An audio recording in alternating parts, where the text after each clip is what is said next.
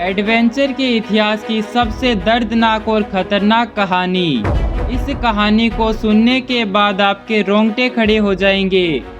ये स्टोरी है दुनिया के सबसे ऊंचे शिखर माउंट एवरेस्ट की, जिसे सैर करने की शुरुआत 1921 से ही शुरू हो चुकी थी। लेकिन 29,031 फीट ऊंची इस चोटी पर पहुंचना इतना भी आसान नहीं था, क्योंकि वहां तक पहुंचने के लिए बहुत ही मुश्किल भरे रास्ते और हालातों से गुजरना पड़ता था।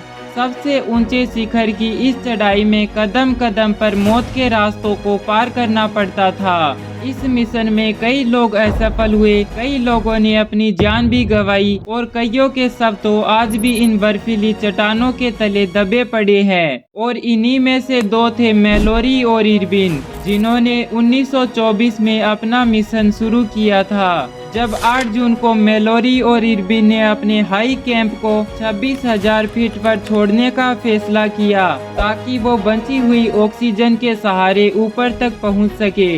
तभी नीचे सहारे से आ रहे ओडल ने उन्हें 26,000 फीट पर 12:50 पर आखिरी बार देखा। यह आखिरी बार थी जब उन्हें जिंदा देखा गया। फिर उनके साथ क्या हुआ वो आज भी मिस्ट्री है। लेकिन इन सब के बावजूद भी साहसी वीरों ने हिम्मत नहीं हारी, और इन वीरों में से एक थे नेपाल के शेरपा तेंजिंग। सन 1952 में शेरपा तेंजिंग के सर पर एवरेस्ट को सैर करने का जुनून सवार था।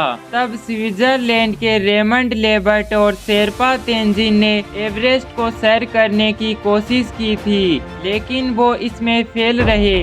1952 में इन दोनों ने लगभग एवरेस्ट की चढ़ाई कर ली थी। फिर एवरेस्ट की चोटी से महज 1000 किलोमीटर की दूरी से ही इन्हें वापस लौटना पड़ा।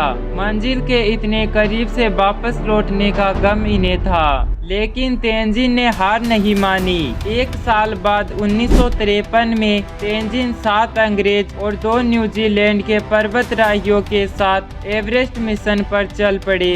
बर्फीले रास्ते, माइनस में टेम्परेचर, हिमंत नदी, कभी भी धंसने वाली बर्फ की चट्टानें और बर्फीली खाइयों के बीच वो एक के बाद एक कैंप लगाकर आगे बढ़ते रहे।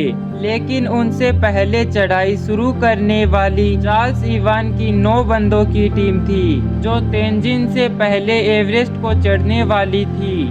हिलेरी और तेंजिन की टीम ने आधे से ज्यादा एवरेस्ट को पार कर लिया था।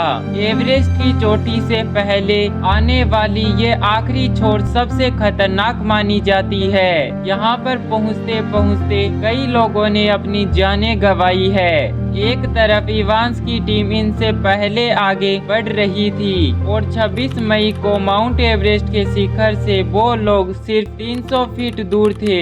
लेकिन अब इवांस और उनके साथी बहुत ही ज्यादा थक चुके थे।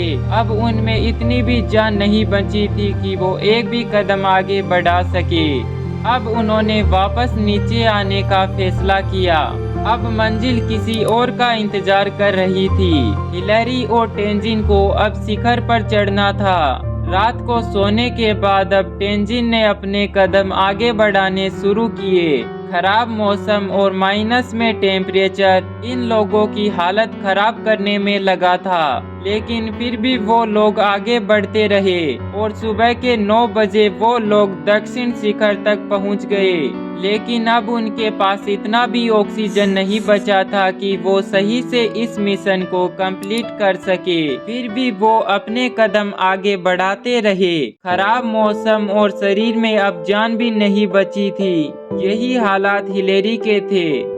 लेकिन आखिरकार 29 मई 1953 को 11:30 पर हिलेरी का नाम इतिहास के स्वर्णिम पन्नों में दर्ज हो गया। माउंट एवरेस्ट की सबसे ऊंची चोटी 29,031 फीट की हाइट पर पहुंचने के बाद अब उनकी खुशियों का कोई ठिकाना नहीं था। यहाँ पर उन लोगों ने कुछ वीडियो और पिक्चर भी लिए और अपनी निशानी यहाँ छोड़ आए। ऐसी ही और इतिहास की स्टोरी को जानने के लिए सब्सक्राइब करके हमारे साथ जुड़े रहे। बाकी मिलते हैं नेक्स्ट वीडियो में।